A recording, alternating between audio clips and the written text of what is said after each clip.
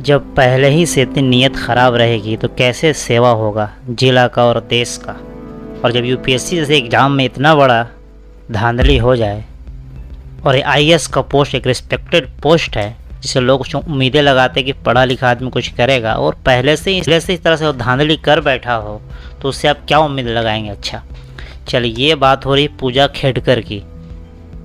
UPSC ने विवादों से घिरी आईएएस पूजा खेडकर की छीन ली अफसरी, इन परीक्षाओं पर भी लगाया है बैन। चलिए जानते हैं पूरे डिटेल में।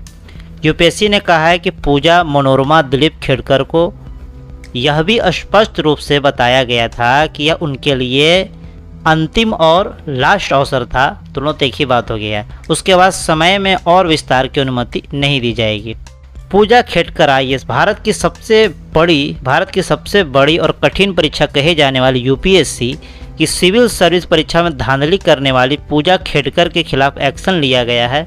यूपीएससी ने बयान जारी करते हुए बताया है कि आयोग ने विवादों में घिरी ट्रेनी आईएएस ऑफिसर की अनंतिम उम्मीदवारी रद्द कर दी है। यूपीएससी ने बताया है कि पूजा खेडकर मांगी गई अतिरिक्त समय सीमा के भीतर भी अपने डॉक्यूमेंट सबमिट नहीं की, जिसके बाद आज यूपीएससी उनके खिलाफ एक्शन ले रही है। तो ये उनके खिलाफ एक्शन ले लिया गया है। अनंतिम उम्मीदवारी इनकी रद्द कर दी गई है। समय रहते नहीं दे सकी डॉक्यूमेंट्स। यूपीएससी ने बयान जारी करते हुए बताया कि आयोग द्वारा सिविल सेवा परीक्षा 2022 सीएससी 2022 की अनंतिम रूप से अनुशंसित उम्मीदवार पूजा मनोरमा दिलीप खेडकर को धोखाधड़ी से लाभ लेने के लिए 18 जुलाई 2024 को एक कारण बताओ नोटिस जारी किया गया था। यह नोटिस पूजा खेडकर को अपने फर्जी पहचान बनाकर परीक्षा नियमों में प्रदान की गई परमिसिबल लिमिट जो है अनुमेय सीमा से अधिक प्रयास करने के लिए जारी किया गया था। पूजा को 25 जुलाई 2024 तक नोटिस पर अपनी प्रतिक्रिया देनी थी।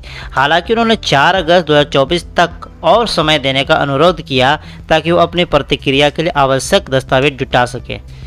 यूपीएससी ने पूजा मनोरमा दिलीप खेडकर के अनुरोध पर सावधानीपूर्वक विचार किया और न्याय के उद्देश्य को पूरा करने के लिए उन्हें 30 जुलाई 2024 को दोपहर 3:30 बजे तक का समय दिया ताकि वो नोटिस की प्रतिक्रिया दे सके। यानी यूपीएससी ने खूब मौका दिया। यूपीएससी ने कहा कि पूजा मनोरमा दिलीप खेडकर को यह भी स्पष्ट कर दिया गया था कि यह उनके लिए अंतिम और फाइनल है। उसके बाद समय में और विस्तार की अनुमति नहीं दी जाएगी।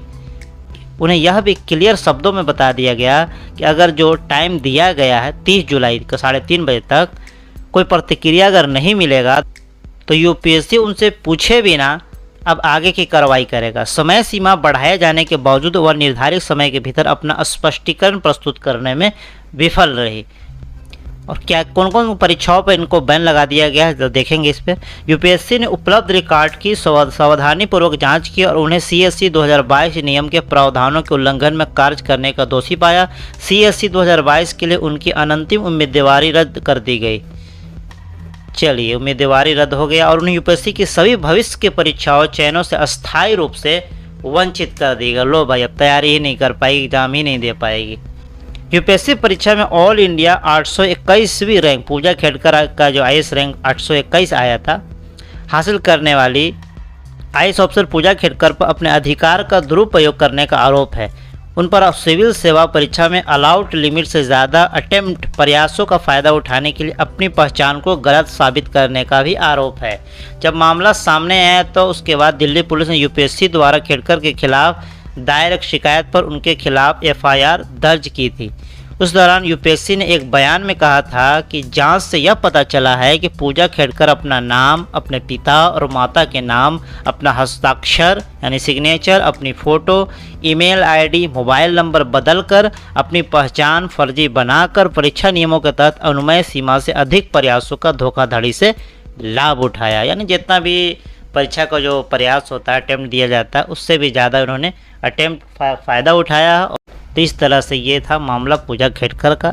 इसलिए आप अगर तैयारी करते तो ईमानदारी से पूरी तरीके से आप अगर वैलिड हैं उस चीज़ के लिए तभी आप करें, नहीं तो आप इज़्ज़त कमाने निकले हैं, बेइज्जत होकर निकलिएगा। अब देखिए, इनका पूरा एक तरह से बैन लग गया स्थायी रूप से। तो ज़रूरी नहीं कि हर बार आप बच के निकल ही जाए, कभी कभी धराइएगा और बहुत बुरा धराइएगा और बेइज्जती होगी अलग। तो इसका खास ख्याल रखिए। और जब पहले से आपका नीयत में इतना फितूर होगा तो आप आगे क्या सेवा कर पाइएगा। इसलिए सही तरीके से आगे बढ़े। ज़रूरी नहीं कि आप IAS अफसर ही बन जाएंगे, और भी बहुत सारे और भी गम है ज़माने में UPSC के सिवा, इसलिए अच्छे इंसान बनना ज़रूरी है। चलिए, दुनिया में हर आदमी UPSC निकाल के ही नहीं फेमस हुआ और दुनिया में नाम कमाया है। मिलते हैं एक और स्टोरी के साथ, बने हमारे चैनल के साथ। चलो लाइक से सब्सक्राइब करना ना भूलें।